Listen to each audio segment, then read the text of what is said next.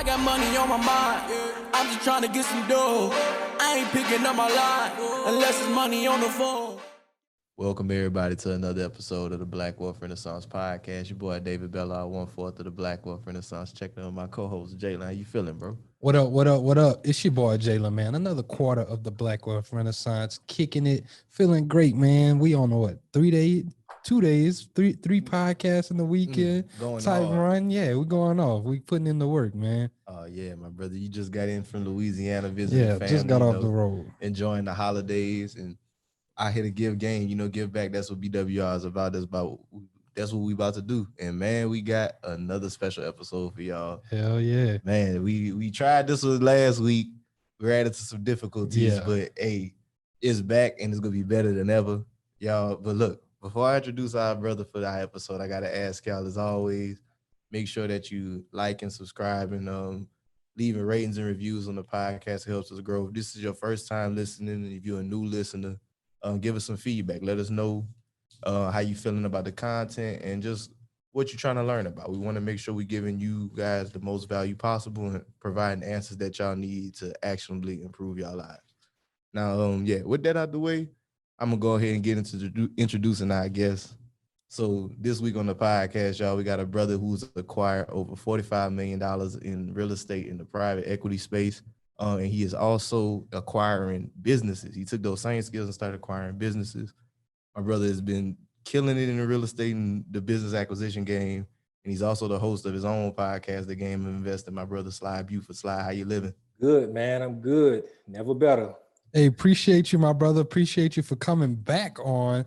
Like my brother David said, we had some communications troubles last weekend, but my brother, he's back, man. Took some more time out from your weekend. We definitely appreciate it coming back to drop these gems because you was really spitting last weekend, yes, man. No doubt, man. I appreciate you guys, being patient with me through those technical difficulties, but I'm back, man. I'm back. Yes, sir. Yeah, we appreciate it. So, my brother, just to kick this thing off again, for anybody that's unfamiliar with you, could you kind of get them an introduction to yourself and how you got started in entrepreneurship? Yeah, so like we just mentioned, my name is Sly Buford.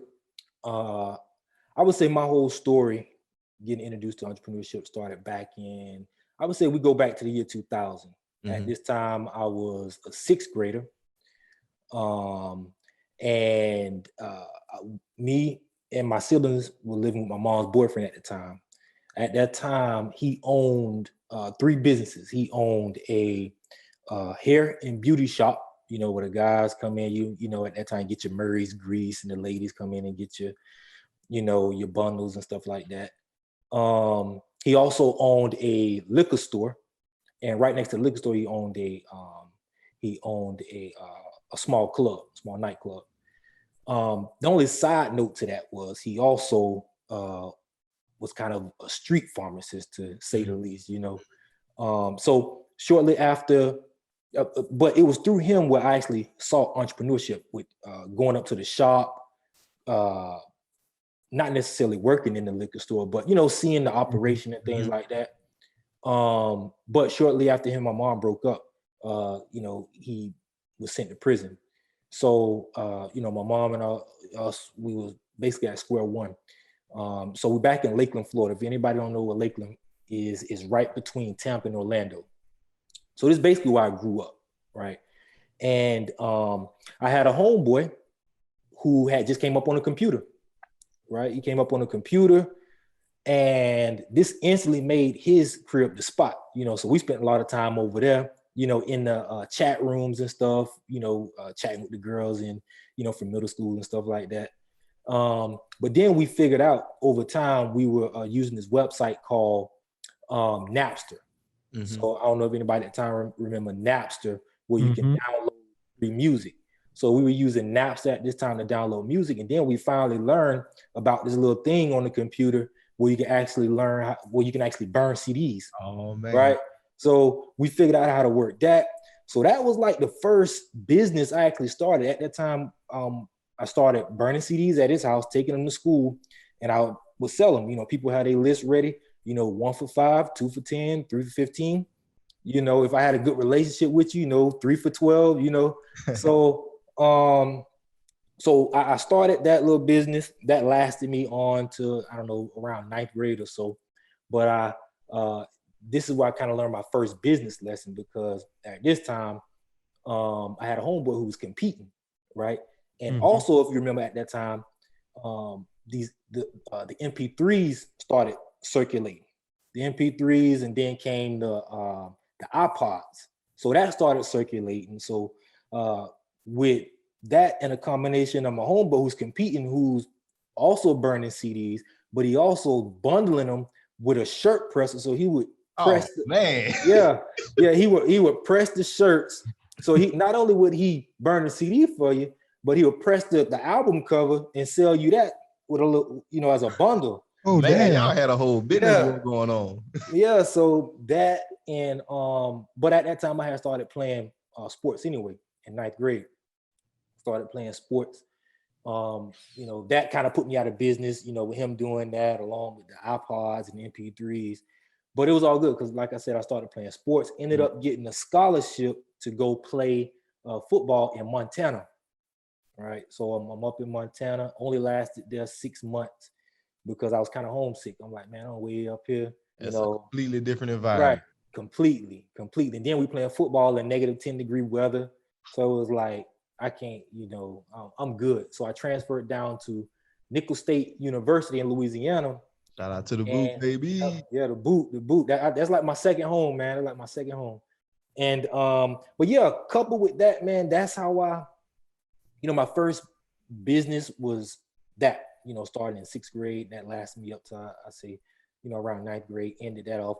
But then I, leaving Nicholls State, I got suspended, right? I ended up getting suspended because I just wasn't doing the right things. I wasn't going to class. I wasn't, I was getting in trouble, wouldn't meet breakfast check and things like that. And ended up getting suspended, man, off the field. And by that time, I left Nicholls State. I had 3 days, actually. We were in the middle of football camp when I got suspended.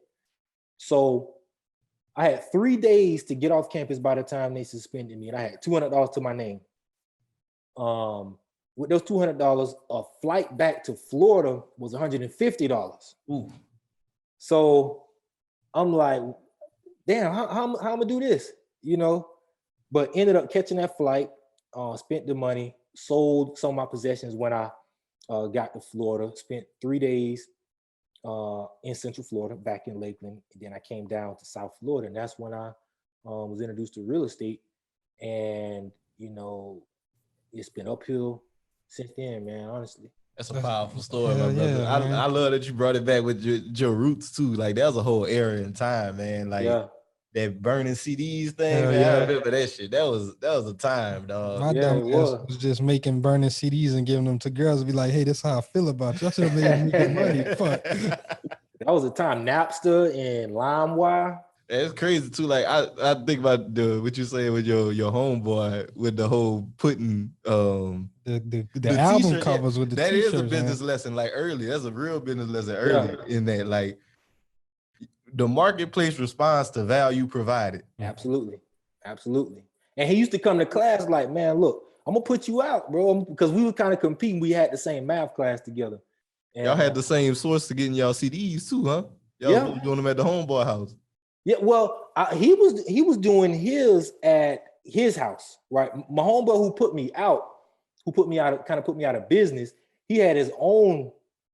These two different dudes. I think you were saying that I was competing with the guy whose computer I was using. I wasn't competing with him. I was competing with another homeboy who had a computer, and he bought a shirt presser and was bundling. Those two different people. But yeah, me and him had the same math class, and he would. We would kind of go back and forth in the back of the class, like, look, I'm gonna put you out, bro. I'm gonna put you out. I got some for you. So when he hit that shirt presser, I couldn't really compete because now I'm playing sports and I didn't really have a lot of time to go back and do that. But yeah, that was like my first lesson, man. That there's competitors out there who will put you out. And I like how you said that, but I kind of want to move forward into that real estate journey. And can we kind of get into how did you actually get your foot into real estate after you find yourself in South Florida with pretty much just you and resilience, man? Yeah. So when I left Lakeland, like I said, I was there for about 3 days. I left Lakeland, came down to South Florida. I ran into a guy who was a high school football coach. So at the time I didn't have much money. Remember, I sold a couple of my possessions and stuff, got my money up to where I can live, a few months, and ended up meeting him, became a football coach.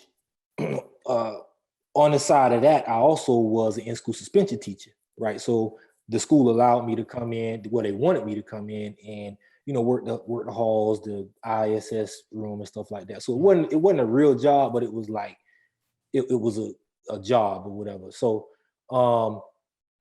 after doing that, but while doing that, man, I needed some more money. So I ended up becoming a personal trainer, right? Ended up becoming a personal trainer. And at this training facility, I think this is where the whole shift of me learning about business and finance and real estate and how money works and stuff like that. Because the training facility was filled with a bunch of these rich people, right? The guy who owned the gym was a real estate developer. So he created this gym because he wanted to, number one, have his own spot to work out at. He didn't want to go to LA Fitness and any of these other gyms. So he wanted his own spot to work out. Also, he wanted, the people that he do business with and, his circle to have a spot to work out at. But he didn't want to hire trainers. So what he did was he gave people who were personal trainers a spot to train their clients, while if he ran a marketing campaign to bring in people to the gym, we would split the training fee, right? Damn. So yeah, he didn't want to hire any trainers and stuff like that. So he used us who were already trainers, that if he brought them in, if we can sell them on a package, take them through a free consultation or a free training session, if we actually sell them on it, he would split the fee with us, So it was through this guy, along with some of those people that were coming in that I was training, that actually got me into real estate. They were teaching me about finance. Before it was ever real estate, it was about finance, banking, how money works and stuff like that. And they were teaching me things about what they do in their everyday life and everyday business. So I actually had a client, one of those clients actually invited me out to a development site that that he was involved in, or that he had just bought. What happened with that, long story short, is he bought a couple of lots where the previous developer had just went bankrupt because he was using what's called Chinese drywall. And if anybody knows anything about Chinese drywall, three things that it does. One, it rots the walls. Two, it turns all the metal in your home black. So that's one way to identify Chinese drywall. It turns it jet black. The third thing is it has bad health effects, right? So these things were happening in this brand new development. Now they started building out this part of town, and these few developments, they started building them during the recession, right? So it took a couple years for it the whole development or this part of town to be developed out, but that's what was this developer was using. So my guy came in, long story short, he came in, started buying a bunch of these plots of lands and continued to build the homes. He would bring inspectors in. He would bring in people to try to win back the trust of like the community, so people can come back and buy homes. So he invited me over there, man. We were just kicking it for about 30 minutes, and then he started walking me around, and he was just telling me, hey, look, man, if you ever run into this problem, do two things: write the number down, or write the address down, and call me, right? And I would say 90 days later, I did my first real estate deal. And I would say about 5 months later, I had made more money in real estate than I had as a trainer for the previous 2 years. And that was like my entryway into real estate, and I was on ever since. Hey, that's vicious. I love it too, man. Because for one, I like the resilience in that story, because like people, they hear all that. You had to move back home. You ain't had the money to your name, but you never got down on yourself in that. You went and you continued. And then I love how that opportunity of you just taking that training turned into this. Right. Because you ain't never would have thought none of this. Like, what does it look like building those relationships with those people? Because I know that had to be a part of it for them to just start, giving that game out to you. Yeah. The thing of, like, I also want to say this, right? One of the things that I did learn is, number one, rich people aren't as bad as what the media or what people try to portray them to be, right? I mean, I had clients worth 25 million. I had clients worth 100 million. I had a client worth $500 million, right? And by the way, when I say that, I always back it up with, I actually saw paperwork for some of this stuff, right? With the relationships, I was invited to offices. I was invited to dinners and stuff like that, as their trainer. So I saw paperwork on some of these people. And so that was one of the first things that I learned was, man, like what the media portrays as what a successful or a wealthy person is not exactly what it is. They're very open. The thing about it is, I guess over time, it took building that relationship, right? I couldn't just come out and say, man, what do you do? Like, how did you just pull up in that Phantom?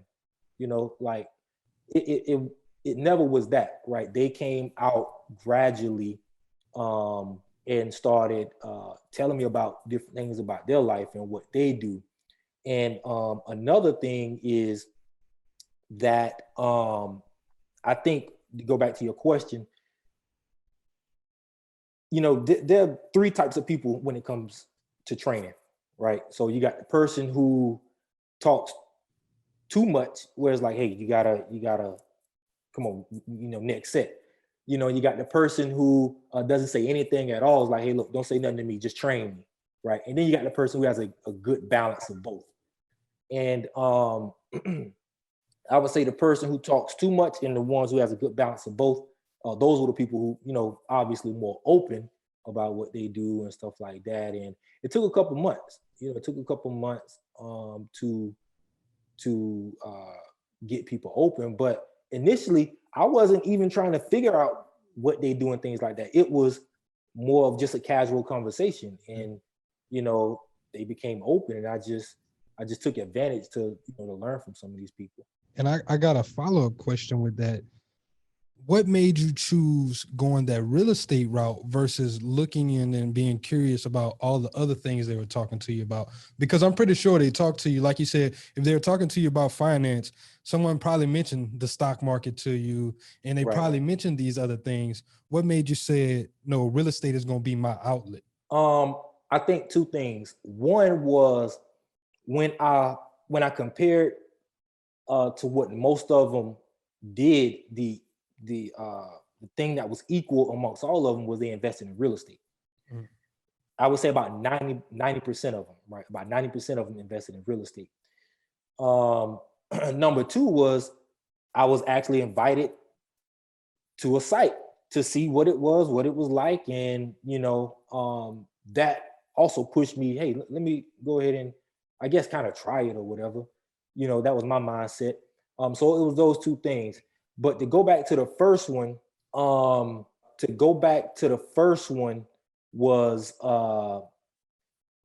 like once you break down, like I mentioned, about 90% of them invested in real estate. When you break that down, when I broke it down amongst all of them, not everybody owned real estate companies, right? And I think that's important to understand, that people think that you need to own a real estate company to invest in real estate. A lot of these people invest, they were part owners in office buildings, plazas, apartments, storage facilities.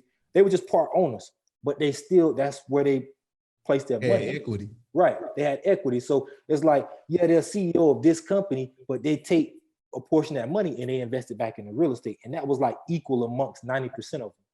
So that was, I want to piggyback off that first answer to mention that also, that it was that not everybody own a real estate brokerage, not everybody own a real estate investment fund or something like that. That they just took a portion of their proceeds or whatever they did on a daily basis, and they use that as to gain equity in other projects. So yeah, that's what drove me to just say, let me go ahead and give real estate a try. So I kind of want to go into that first deal, son, that you got to do. So I know you mentioned like the guy, he brought you there and told you like, if you see anything, call him. So I'm assuming like it was like a JV deal where like you saw a distressed property and you called him up. Can we get into that deal, son? Like how that kind of worked out for you? So the first one, actually, he was doing bigger deals. So my first deal was a 3-bedroom, 2-bath, right? 3-bedroom, 2-bath out in Tamarack, Margate area. That's a if people don't know what that is, that's a suburb outside of Fort Lauderdale.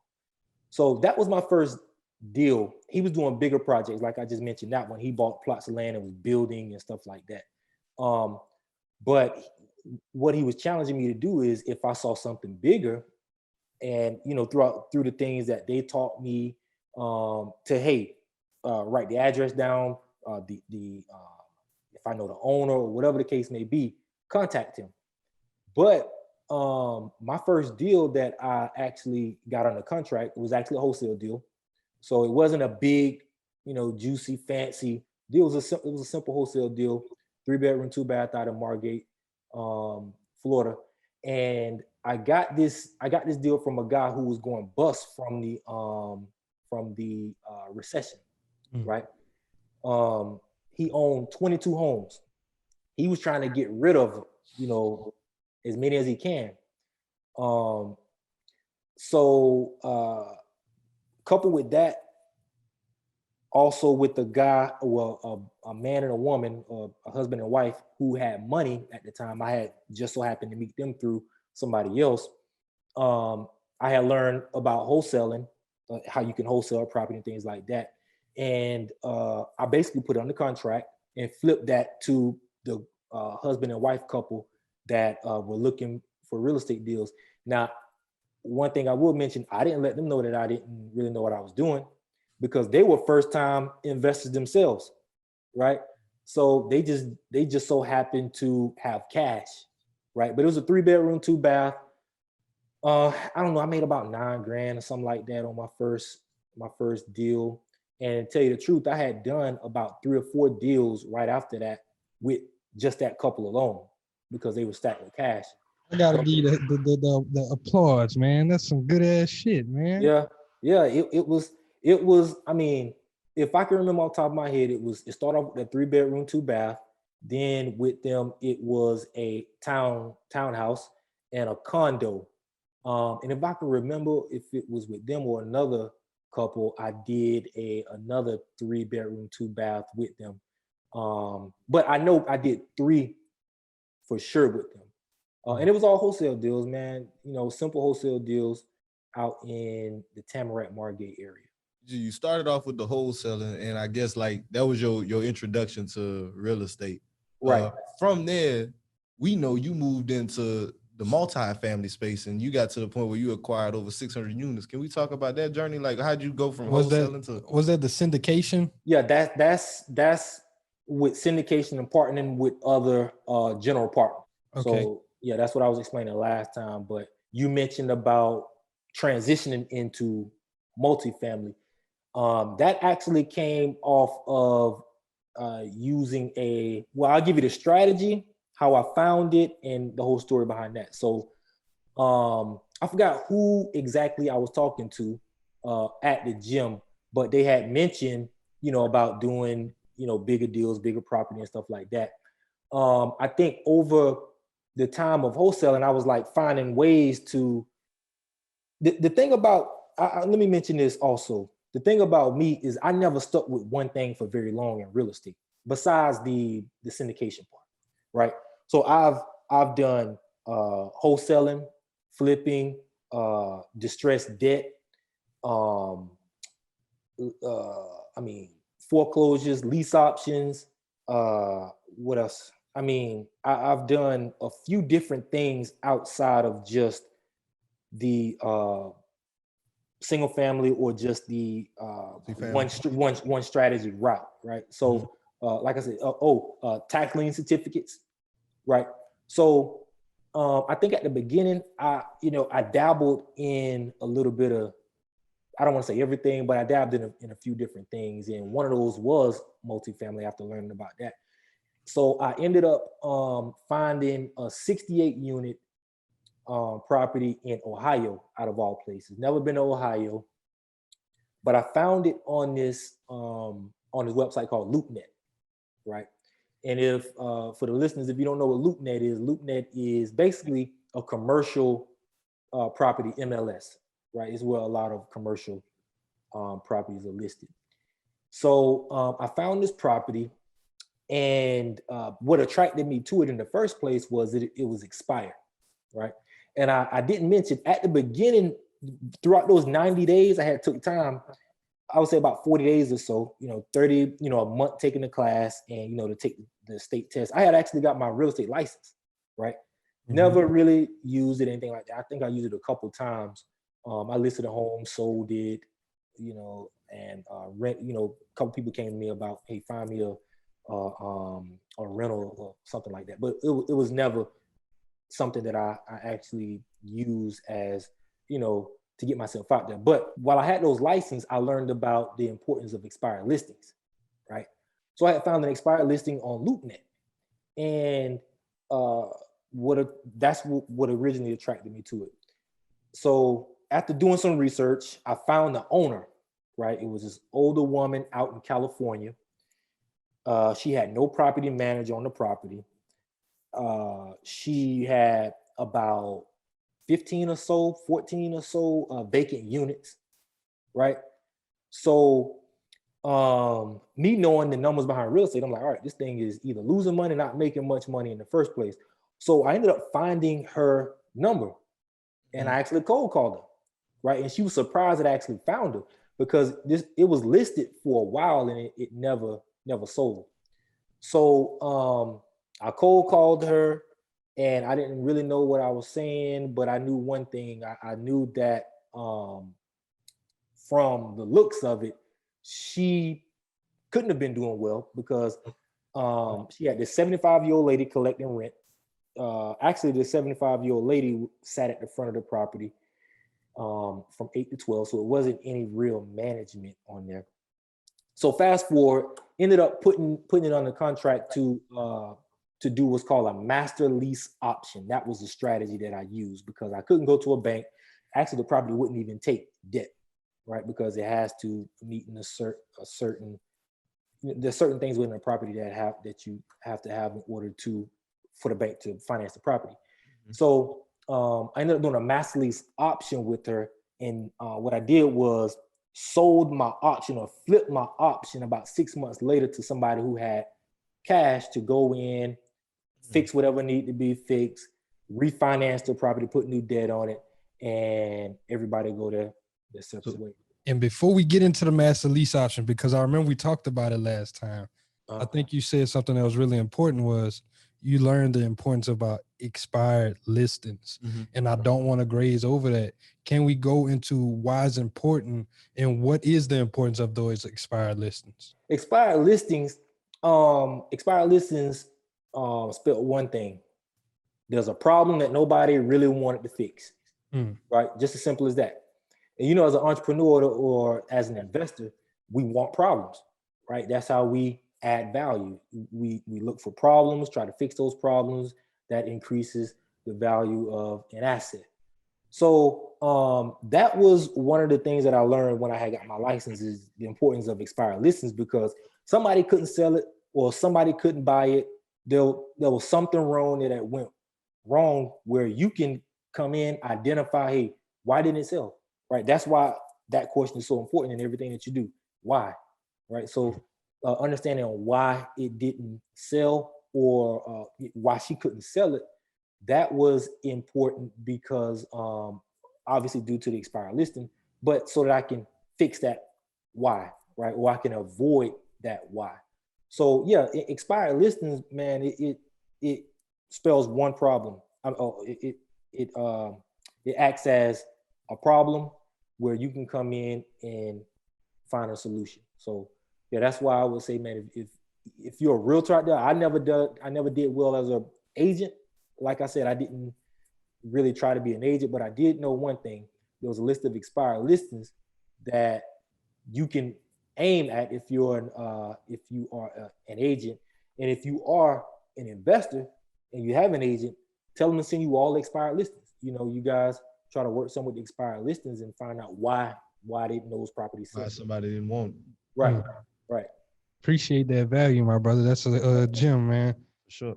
And I still got to ask about these master lease options, Yeah, man. yeah. I heard of lease options before.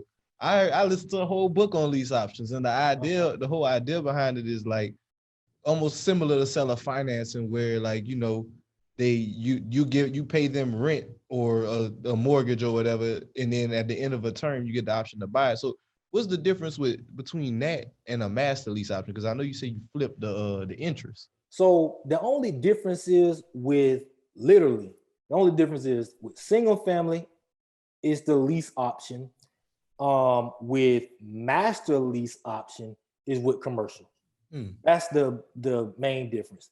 Now with the master lease, three things. One, you don't own the property, right? Mm-hmm.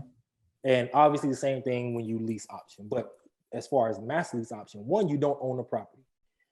Two, you're only controlling the property, right? You're only controlling the property. Three, with controlling that property, what that's allowing you to do is what's called sublease. So meaning with the 68 unit, I was able to control the whole thing. Then I take over who gets to lease an apartment. Mm-hmm. You know, I get the control of bringing on a new property manager. I get the control of the landscaping contracts and things like that, right? I would say another thing with the master lease is you, with the master lease, with her, in her case, what I did was I paid her everything that came in, right? I got to take whatever I can increase off top of that, right? So let's say hypothetically the property doing 10,000 or whatever. I send her the entire 10,000. Remember, I'm taking control, so I'm controlling it, but I'm still sending it to her so that she can pay the mortgage, so that the insurance can be taken care of and stuff like that. And anything that I can increase off top of that, I get to keep. But remember, you got vacant units, so you're losing money. So you have to use that money, find some way to renovate units or whatever the case may be in different cases. But in this case, I had to send everything to her because the property wasn't making anything in the first place, and it wouldn't take debt. So with my option to purchase at a later date, I sold that option to somebody else, and I was able to walk away. And they did whatever they did, and yeah, that's basically a master lease in a nutshell. It's basically you're controlling the entire property and subleasing everything, all of the units, and taking control of it. So like you didn't even have to put no money down with her with that. You just like worked out that agreement. Like, look, we still gonna pay you what you was already getting. Right. So she was cool with that. Right. She just didn't have to deal with the headache and everything that was going on with it. Right. Yeah, because the property wasn't making any money, because if say I was to take all of the money and it just wouldn't. It's like taking advantage of this lady, because number one, she was already in California dealing with her mom. Mm-hmm. Right. So she got a property that's losing value that she bought at the height of the recession. A few years later, she needs to get rid of it. Really can't, because remember at the time when I started real estate, it was the time where people were just not starting to dabble in the real estate. This was I started in 2011, right? The recession, you had the bank collapse and the real estate collapse in 2008, 2009. Nobody wanted to touch real estate in 2009 or 10. People started dabbling in 2011. That's when I got in, right?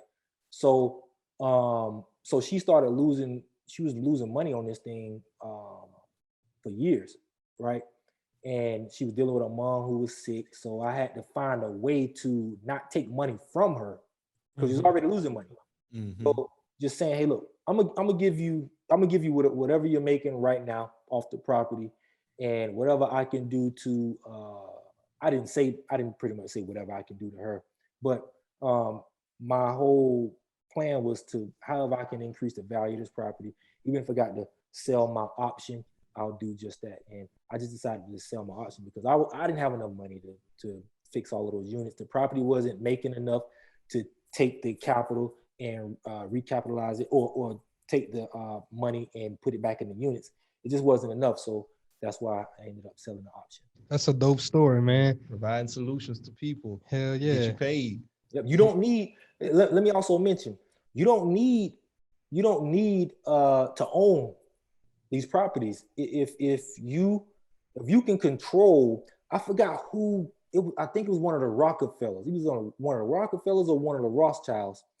It was the woman, I can't remember her name, but she said, I do remember part of her quote, and it basically said something like, she cares not who's the president or who's in, who runs the government, anything like that.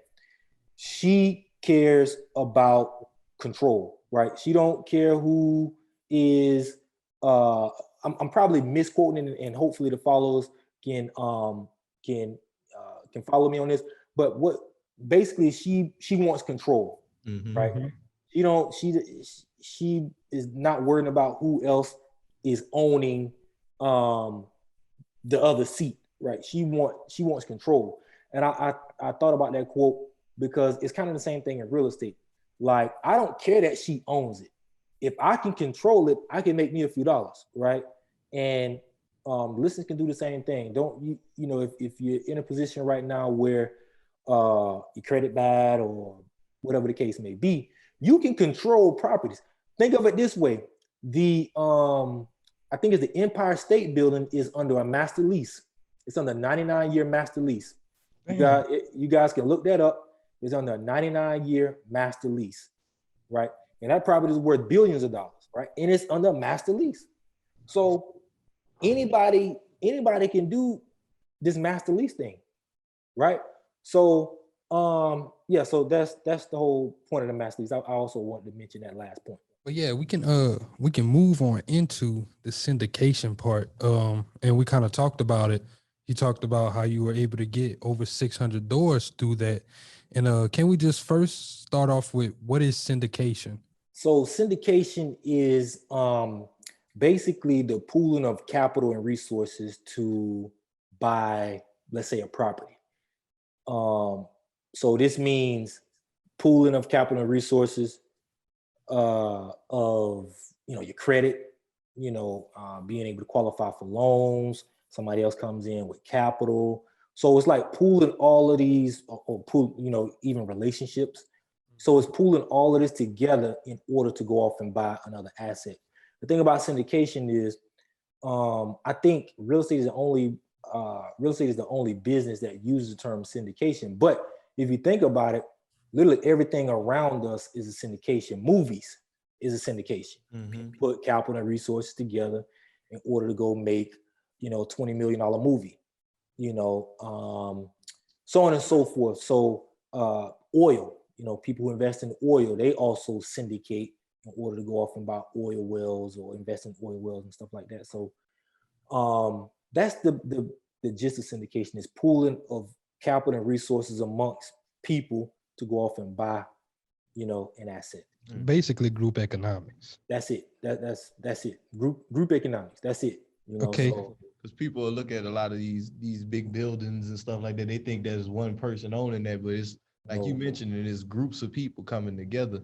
So can we kind of go into like, how do you form a syndication group? Like what kind of steps do you have to take to get that together? Okay, so I think the first thing you need to understand when it comes to syndication is you don't need to know everything. You don't need to have all of the relationships, all of the money and things like that. You need to know how to play your role, right? And I'll give you an example of how I did that. But the way that you structure the group, like I said, is understanding how to play your role and understanding who you need in order to plug and play, right? So for me, for example, throughout those 600 units, I didn't, like you just mentioned, I didn't own all of those 600 units by myself. It was through other groups of co-syndicators, right? So, for example, I'll give you an example of one of the bigger deals that I did or was a part of. It was a $9 million raise, right? So we did $9 million on about 380 units, so something like that.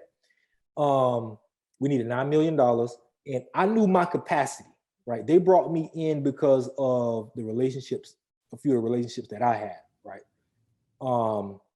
I knew my role, and I knew I can bring in around $2 million in equity.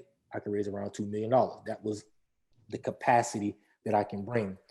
So they were responsible for the other $7 million, right? In exchange for me bringing $7 million, I got a piece of what's called the general partnership or the GP, right? So if you think of it like this, there's basically two investors in a syndication. You have the general partner and you have the limited partner. The limited partner is only limited to the amount of capital that they provide. The general partner, they're responsible for the day-to-day operations and making sure that we get from A to B on the entire deal, right? So I knew that the control of for the control of the deal and to for my own personal balance sheet and my own for my own personal finances and for my business, I needed to be a part of general partnership. I need to show, later on down the line when I start doing deals on, these larger deals on my own, that, hey, I've been on the general partnership side. The bank sees you different, right? So I don't know if that answers your question much, but it basically putting it together, you need a general partner, someone who's going to control the deal. You need to bring in order to get the debt and financing, you need to have someone who meets the liquidity and the net worth, right? Here's another thing. You don't need to, I definitely didn't qualify for a $27 million loan. The loan on that property is about, I think it was 27 million, somewhere around there. But my partner, he qualified for the loan, right? He had the liquidity and the net worth. What I learned over the years, like I was just saying, is one person doesn't have to meet the liquidity and the net worth in order to get the loan. So let's say we need $1 million loan. You can have one person who has liquidity and net worth. You can break that up into 4 people. One person has 250,000. The second, third, and fourth have 250,000. You have 2 people who have 500,000. So you get what I'm saying? The bank is going to bring all of those net worths together, liquidity and net worth together, and in order for you to qualify for the loan. So you need that person. You need a securities attorney, right, to make sure that you abide by securities laws. We raise capital from what's called accredited investors. So for those who don't know what accredited investor is, really quick, an accredited investor is someone who has a net worth and who makes $200,000 if they're single, $300,000 if they're married. They have to have made those incomes the previous 2 years, I believe, and then expect the same for the following year, or have a net worth of $1 million, excluding your primary residence. So that's the gist of a accredited investor. Accredited investor. So, like I said, you need a securities attorney. You want to make sure you got a property manager lined up, for whatever you're buying, because the bank is going to want to see that. So Yes, a team of people that you already want to have ready to pull the trigger. And you want to make sure that you talk to these people, get people on board, build your team before you actually identify an asset. So that's kind of what you really want to aim for. Much value, much game. And I kind of want to ask though, is there a way for a non-accredited investor to become a part of a syndication as well? I know you say you personally deal with accredited investors, but is there a way for someone who's non-accredited to kind of get in there? They might not have the 200,000, but they might have 50, or they might have an extra 25 that, hey, I can help you out with this. Yeah, you can. The thing about it is the general partner, they have to, how can I say this? The general partner has to take on accredited investors, right? So I'll break it down. So we use what's called Regulation D Rule 506C. That's dealing with accredited investors. You have to have a general partner or a group of investors raising capital from non-accredited investors using what's called Regulation D Rule 506B, right? And that qualifies them to raise capital from non-accredited investors. The thing about using non-accredited investors is you're limited to 35 non-accredited investors, right? So, I mean, I don't know why the SEC does this. I mean, I know there's a lot of people who got $100,000 saved up, who are non-accredited investors, who have the wherewithal, the knowledge to be a part of these deals. But I feel like the SEC kind of pulls them back by claiming that they're trying to protect these investors.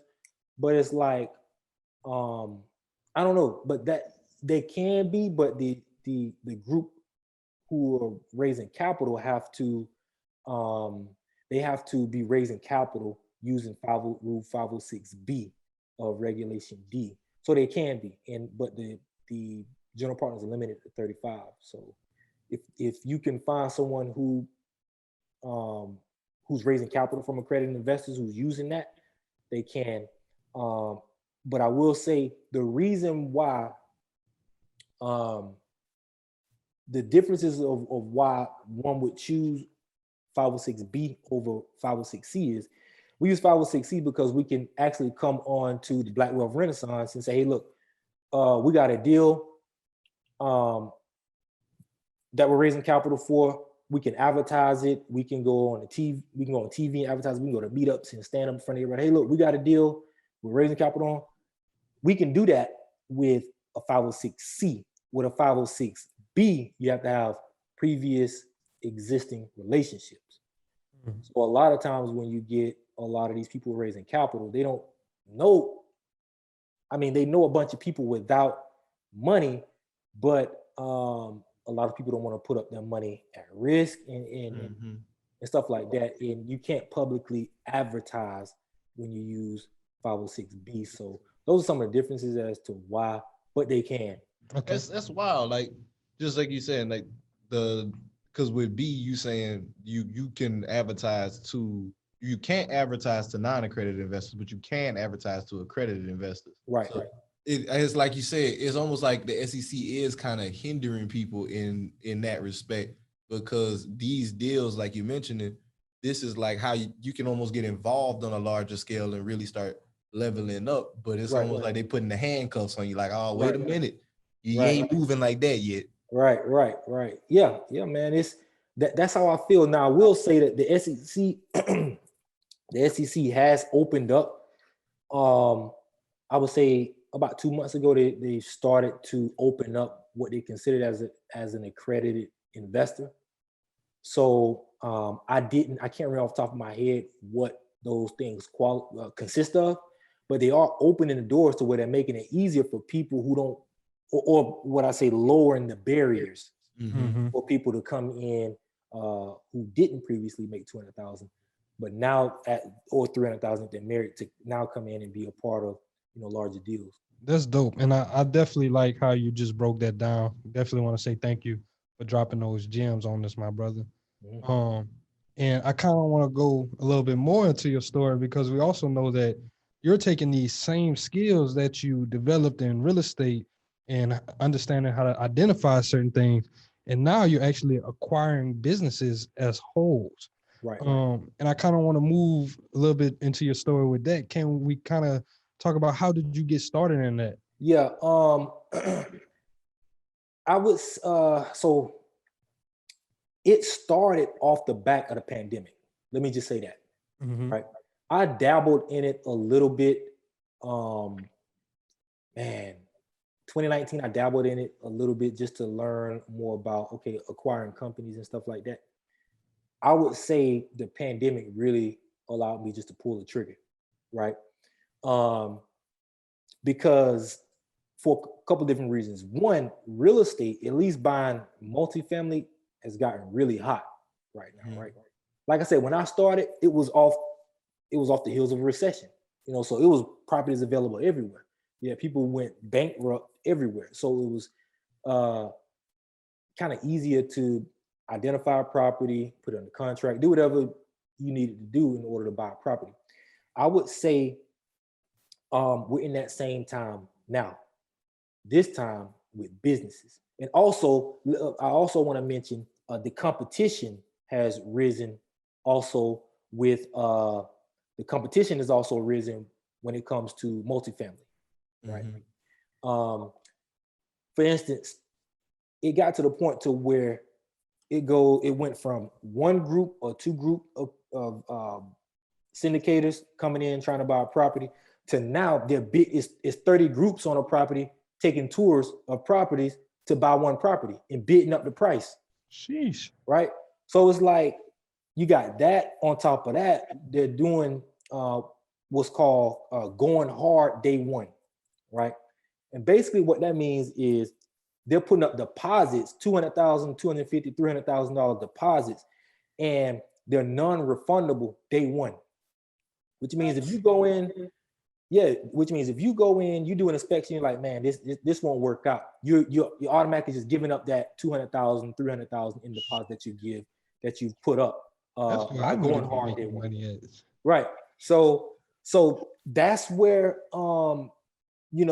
that's why I say multifamily, at least for me, in strategies, in the people that I work with, in the types of properties that we look for, it's gotten extremely competitive. So along with that, combined with the opportunity to buy businesses, because of the pandemic, calls for a lot of opportunity, right? I believe it's all about opportunity. And just to answer your question a little bit deeper, the opportunity lies within, I think the number is about 595,000 businesses close every year, just off the strength of not being able to, naturally just not adding value to the market, whatever that business does, naturally not being able to provide value to the market, or, people retiring and just closing the doors, so it's, stats like that. Also, we're in the middle of a $68 trillion, I don't know if anybody read this, but we're in the middle of a $68 trillion wealth transfer. Right? Along with that, and also, last thing, you have these baby boomers that are retiring. 10,000 baby boomers turn 65 every day for the next 19 years. Damn. Right? They own half of the country's businesses. So imagine how many businesses are just closing their doors because they don't have a succession plan. So the kid don't want to deal with it. Right. Yeah. Right.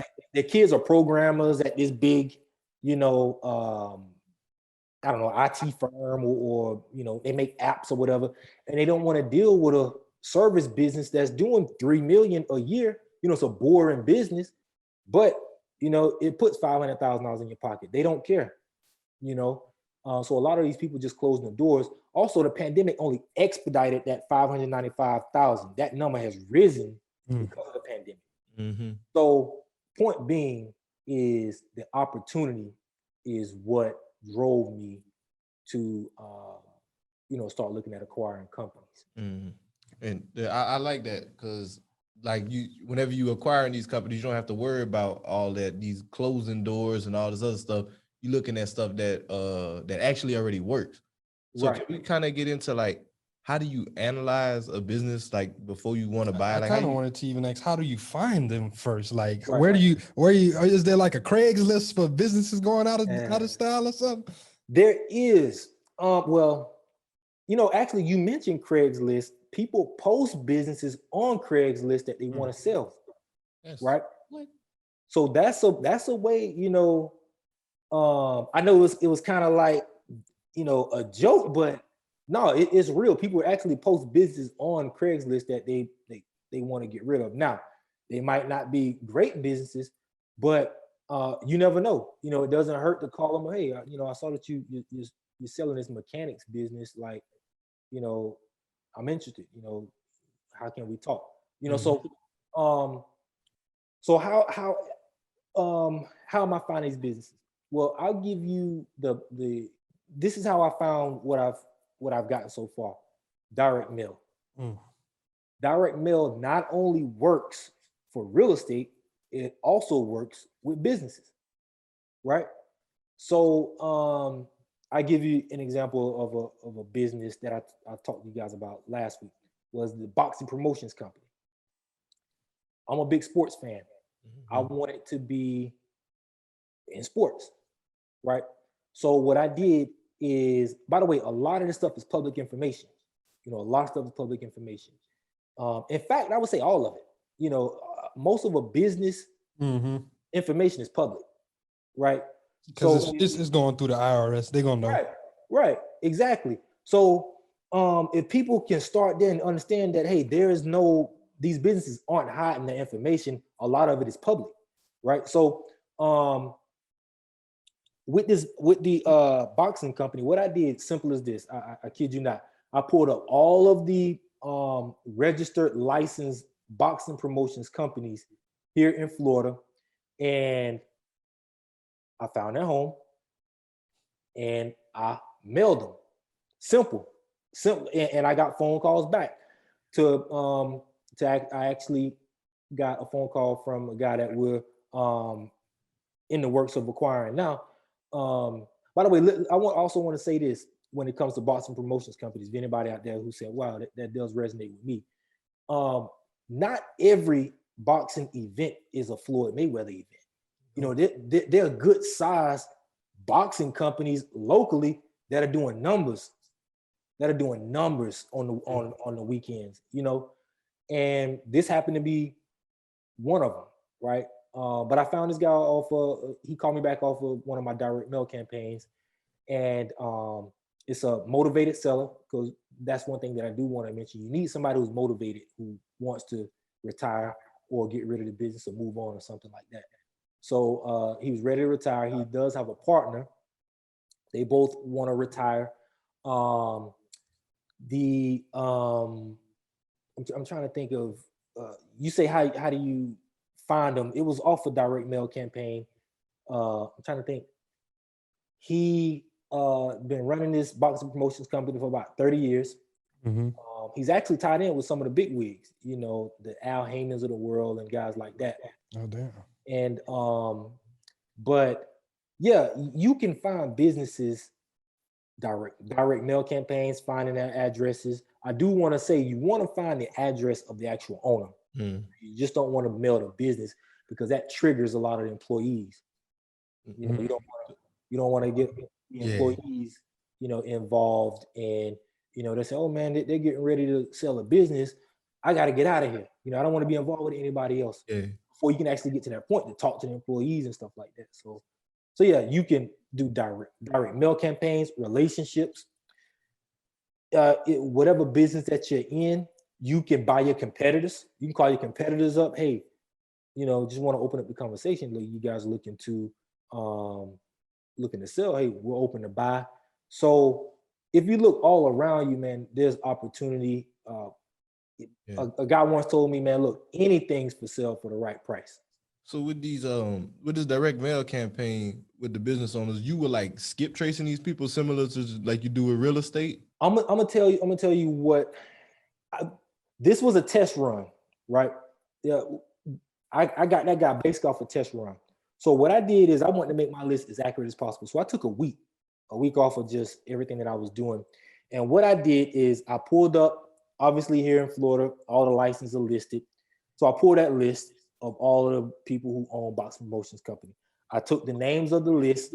It was tied up in the LLC. I just went to sunbiz.org, pulled who was in control of that LLC, who was the manager of the LLC. And wherever it was listed, wherever the address of the office was, I just went to that property appraiser's website, typed in the name, make sure it had a homestead attached to it, because that's another key thing for people who do direct mail, is you want to check for a homestead. You can't lie on a homestead, right? What is a homestead? A homestead basically is a tax exemption for somebody who owns a home, right? So I think it's $25,000 for a single person, or $50,000 if you're married. You get a tax exemption for that home. So that's I think that's with the IRS.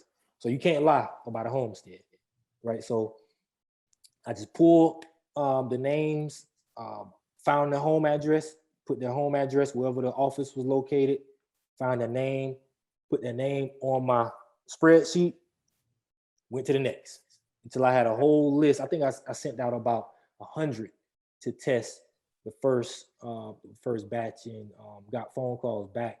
And actually, the response rate of businesses I found is a lot higher than real estate. Right? I can believe it though. Right. So yeah, that's how I originally found them. I didn't use anything like I think Lexus, or any of these other companies, or I didn't pull a list from a website, because I actually want to test it myself. So going forward, I think I'm going to start pulling some lists, because that takes a lot of time. Yeah. Put together, to find. But I actually want to make it accurate as possible to see if I can get the phone ringing and stuff like that, and it actually worked. So yeah. And I know your first question whenever we got on that was analyzing it, and then I have another follow up with that one. So I'll let you do that. Can we kind of get into like some of the criteria that you look for whenever it comes to purchasing a business, like how you analyze the deal with that? Some of the criteria that I'm looking for now is anything between 500,000 and 500. Not 500 million. 500,000 and 5 million in revenue, right? Anything in. I at the beginning I had my floodgates open to just about anything. Now that I'm narrowing down in 2021, and I kind of got a vision of the company I'm trying to build, and which I'll explain that also. I am right now I'm still open to anything, right? But like I say, I'm narrowing down to logistics. I'm also narrowing down to healthcare, right? And obviously still real estate. So anything between 500,000 and 5 million, 10 employees, right? I want at least 10 employees, preferably the manager to stay. If not, we can work out something where the next in line, we can, bump them up to, work out some sort of deal for them to stay. Because if they leave, then it's like, you don't want to buy a job. Right. That's what I'm trying, what you want to avoid is buying a job. So, and also another number is Ebitda, right? So anything they're doing, 500,000 or 2 million or so in Ebitda. And what Ebitda is earnings before interest, taxes, depreciation, and amortization. So for the ones in real estate, it's similar to the NOI, right? Net operating income. Basically, it's your profit before you pay debt service. That's Ebitda. So, those are the basics of what I'm looking for. But like I said, going into 2021, we're narrowing this thing down to where we're shooting at building a logistics company. My group company is called 10th Street Group, right? So we got 10th Street Group. Under that, we're having a logistics company. Under that, we'll have a home health company, and we'll continue to build out from there. But it's kind of like there's two models in this whole thing. You got the Berkshire Hathaway model, and you have the let's say Virgin Group model, right, with Richard Branson. Warren Buffett, Richard Branson, two different approaches. Right, two different approaches. So with Berkshire Hathaway, by the way, if a lot of people didn't know, majority of Warren Buffett's money is made through actually acquiring companies, right? It's not just stocks. People think he's a stock guy, but he's actually a guy who buys businesses, right? Along with stocks, But Berkshire Hathaway buys businesses. Now, what they do is they buy different businesses, different sectors. Doesn't matter what it is, as long as it's making money, right? Yeah. With the Virgin brand, which is the model that I'm modeling after, is you have the Virgin Group, and then under that you have Virgin Hospitality, you have Virgin Airlines, you have Virgin Communications, so on and so forth. Virgin Mobile, yeah. Virgin Mobile, yeah. So the thing about it is there's a brand that stands out behind Virgin, which you attach Virgin to anything, you automatically know that company and Richard Branson and things like that. So that's the model that I'm modeling after. But yeah, that's basically the gist of what I'm looking for and how. Hey, that's smart though, bro. And for people who didn't know, Warren Buffett, Berkshire Hathaway was an old textile company that was going out of business. He bought that shit and then just started flipping it into stuff. He turned it into a behemoth. Don't they own like 90% of Geico or something? They own a lot of shit. They own a lot. They got mobile homes. Was it textile or insurance? I think it was textile though. I think Geico. They own Geico. I mean, there's a lot of models, a lot of companies that were built off acquisitions. Just to name a few, Apple. I would say about 90% of Apple is built off acquisitions. This is not to take anything away from Steve Jobs. I mean, obviously he's the head honcho of the whole thing, but the entire company was built off acquisitions. Take for instance, the iTunes. Apple didn't create iTunes. They bought it, right? It was, I think it was a company called SoundJam MP. They bought SoundJam MP and they changed the name and changed some of the branding inside of SoundJam, turned it into and renamed it to iTunes. Then we had iTunes. You take the touch screen on the iPhone. That technology, that piece of technology, that software to do that, Apple acquired that company. Then they put it on the iPhones. The face recognition software, they bought that. They put it on the iPhone. Apple Music was bought by Apple. They bought Beats. I was just about to say it actually came from Beats. Yeah, they bought Beats, changed the name to to Apple Music, so on and so forth. I mean, Amazon is built off acquisitions. I was literally just about to say that. So it's not like I don't want people to think that I'm just came up with this or I'm like I'm just modeling what other successful people have done. Waste management. That the entire waste management garbage company was built just off buying little small mom and pop garbage companies around the country, and they changed the name to Waste Management. It merged. Elon Musk, he bought Tesla. I got this one written down. UFC for all the fight fans.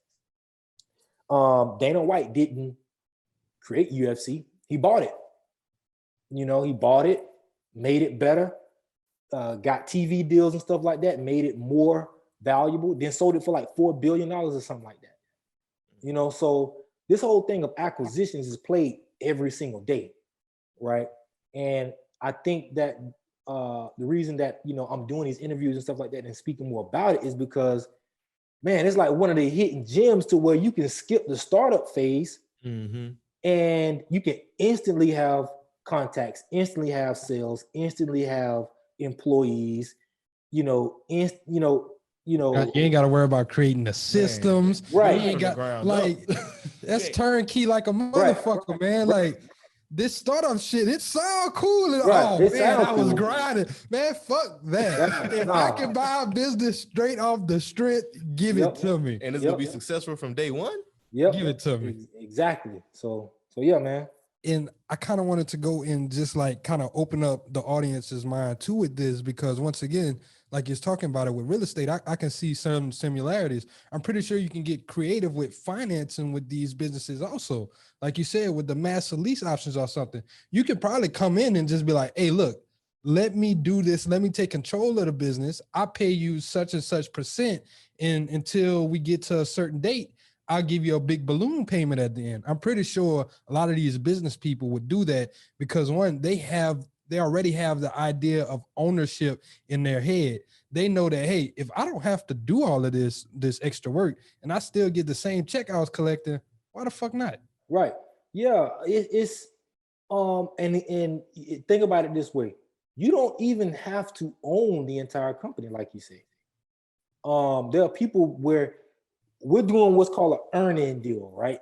When you buy a company, maybe some people have heard of it, maybe some have not, but it's called an earn-out, which basically means if a business, if an owner wants this and a buyer wants this and they can't agree, let's say it's $1 million.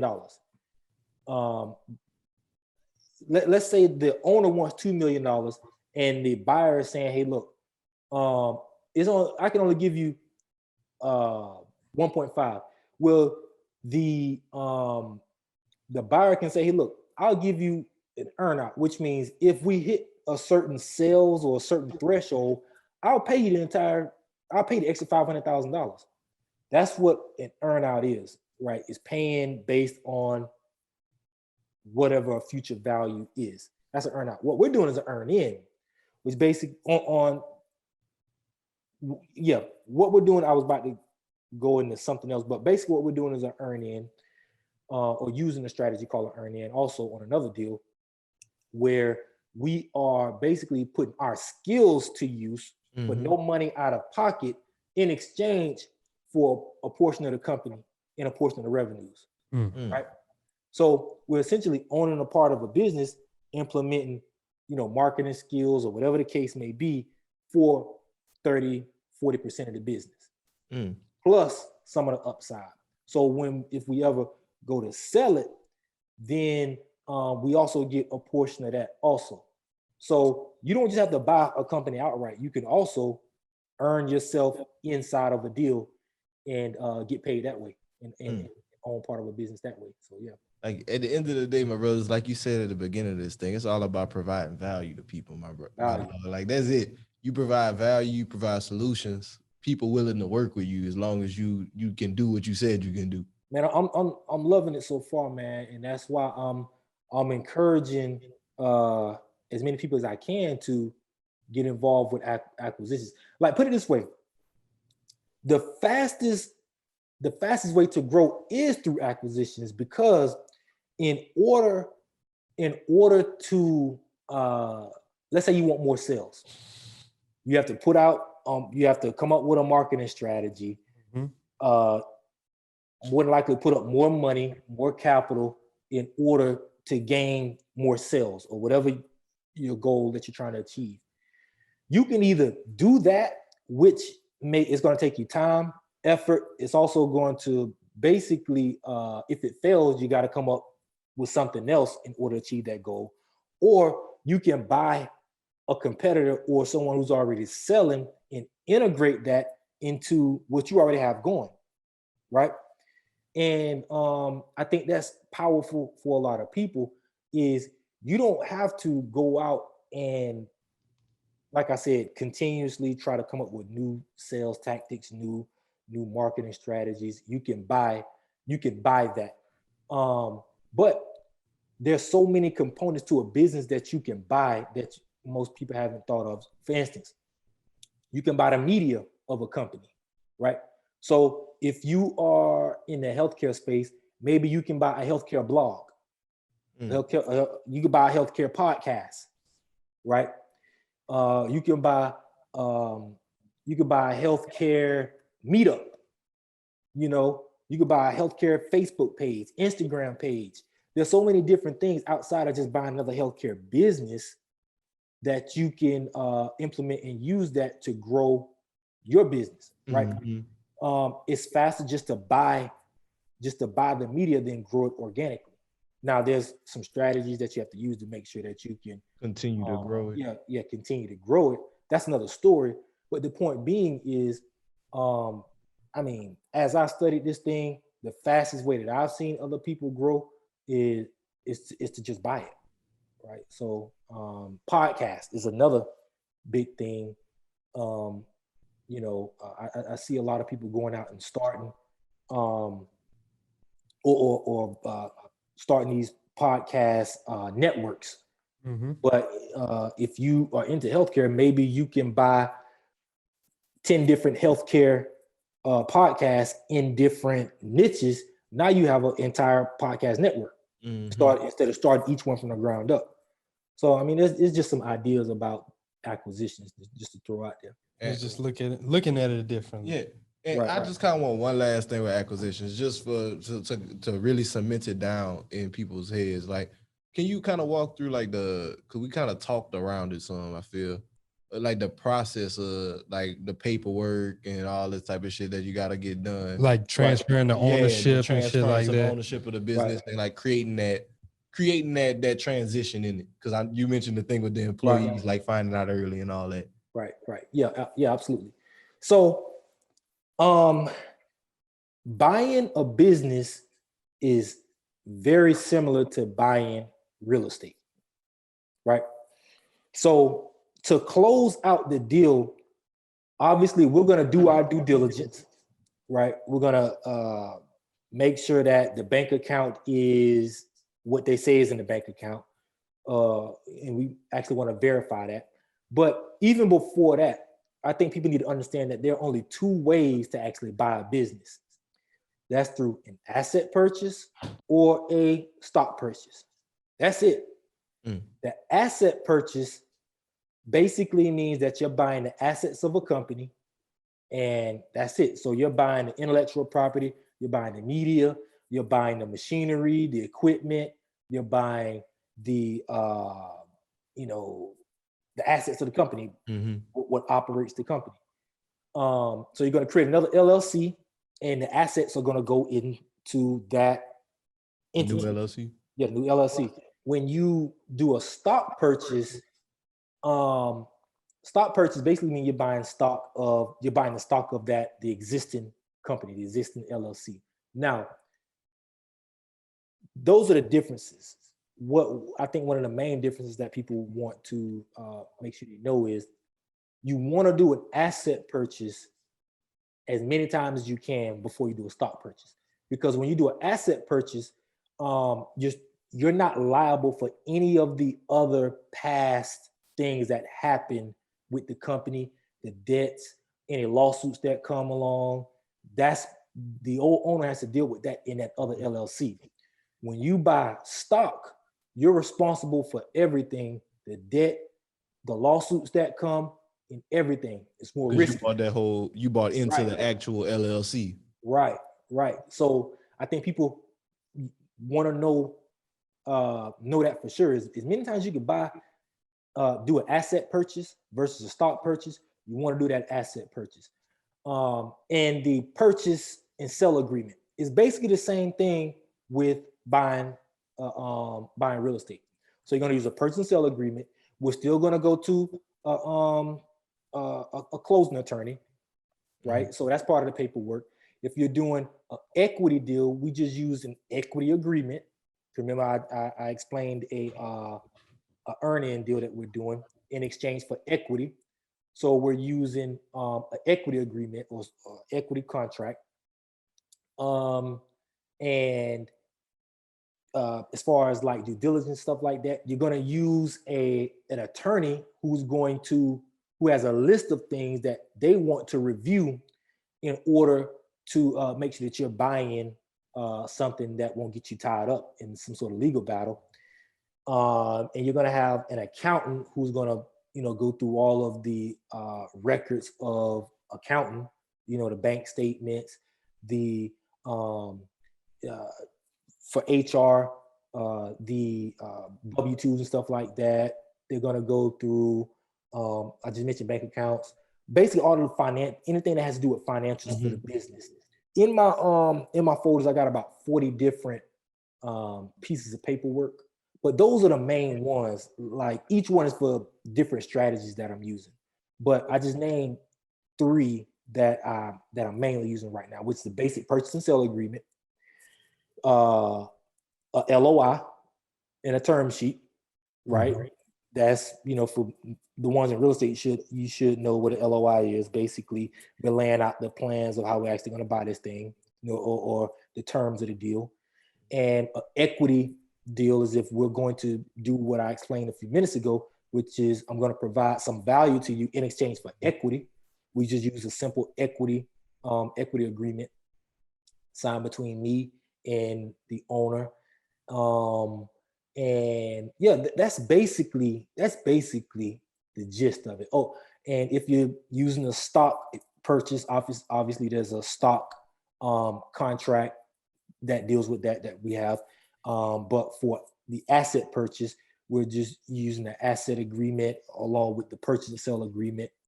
And that's how we make the transfers of these businesses. Appreciate it, man. Hell yeah, man. My brother came here and dropped some jams. Hey man, that whole piece about that asset purchase, that's some shit y'all better not sleep on. Yeah, you don't want to deal with other people's problems. No. So as many times as you can do an asset purchase over a stock. Remember, there's only 2 ways to buy a business: an asset purchase or stock purchase. So as many times as you want to do that asset purchase. Hey man, we appreciate it, dog. Hey, you had to get it to him. Yeah, man.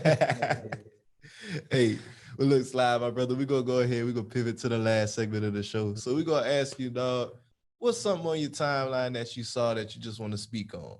Man, this gonna be kind of weird to y'all, man. But I look at a lot of animal like crocodile bites. Don't judge it. Animal Planet. Yeah. Interesting, bro. I look, man. When I'm on there, man, I look at snakes versus python versus alligator and stuff like that, man. I know some people is like, man, you do what?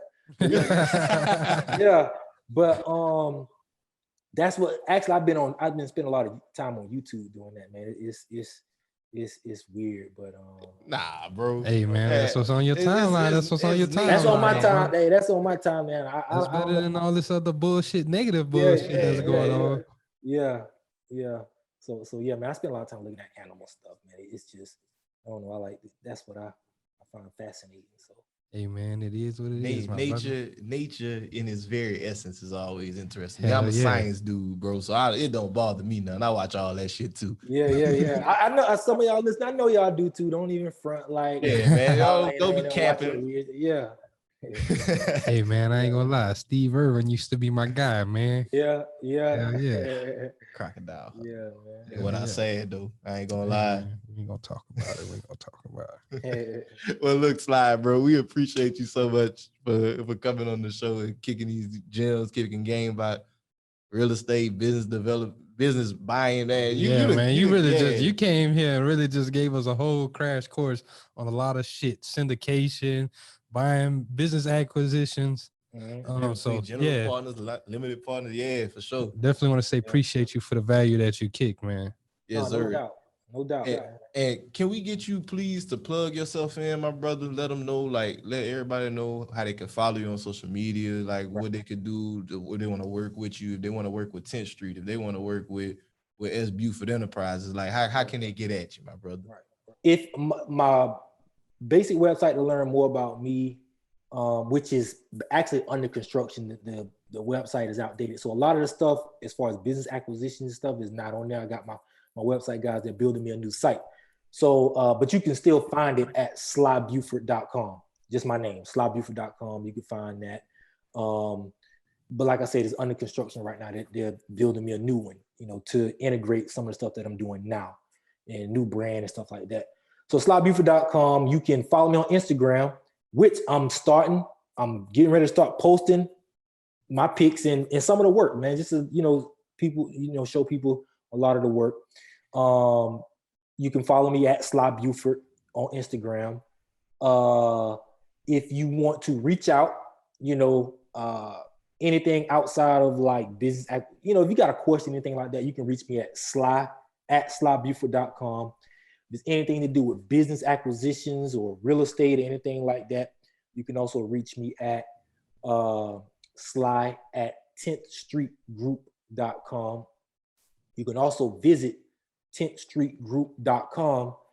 That'll let you know more about, the businesses that we're buying and stuff like that. That's 10thstreetgroup.com and slybuford.com, or visit me at Sly Buford. And YouTube, I'm starting to post on my YouTube also. And also I have a podcast also that I didn't mention, that is called The Game of Investing. And it's just an all-around show that I bring on people that I've either done a deal with or just people in the business, investing and finance world. And it's called The Game of Investing. That's on iTunes, Spotify, Google Play, and you can find that. So that's where you can find me at. I love it. Y'all tap in. Y'all better tap in, my brother. Y'all giving the value. No doubt, man. I know you earned a new listener for The Game of Investing in me, man. I got to learn more from this brother, man. This man, I should. Hey, yeah, y'all better tap in. Yeah, for sure, man. For sure. That's much appreciated, man. No problem, man. Well, before we wrap this thing up, we're going to go ahead and hop into a couple of house cleaning items. As always, everybody, thank y'all for tuning into the Black Wealth Renaissance podcast week in and week out. We do this thing for y'all. So we just want y'all to continue to, show love, give us the feedback. Mm-hmm. Let us know how y'all feeling, because we want to make sure we doing this for y'all, the best of y'all ability, to the best of our abilities. Yeah, and make sure y'all continue to support us. Support us, buy our book. We got courses. Our book is Managing Money Like the 1%. Is a basic guide just to getting your life and your money together. It's a step-by-step guide to managing your money. We're going to teach you how to identify what's going on. We'll teach you how to budget and just teach you how to get into a better place, pay down debt and everything like that. Also purchase our courses. We got the 8 Weeks of Wealth course. We have the Credit Fundamentals course. The Wealth Pack. Yeah, we got the Podcasters Playbook that's about to drop. It might be out by the time y'all hear this. So y'all definitely just purchase those courses. That helps us continue to build our great brand. It helps us fuel what we got going on. It helps us give you more value and just really provide to you. So y'all definitely support us in that way. Or if you just don't want to purchase a product, hey, you can just donate to us. Donate to us down below via Anchor. And once again, it helps us just reach that next level and just keep on giving value to y'all. Like, y'all our main focus. So appreciate y'all for being part of the Black Wealth Renaissance family. Most def. And on that note, this is David with Black Wealth Renaissance signing out. Peace. I got money on my mind. I'm just trying to get some dough. I ain't picking up my line unless it's money on the phone.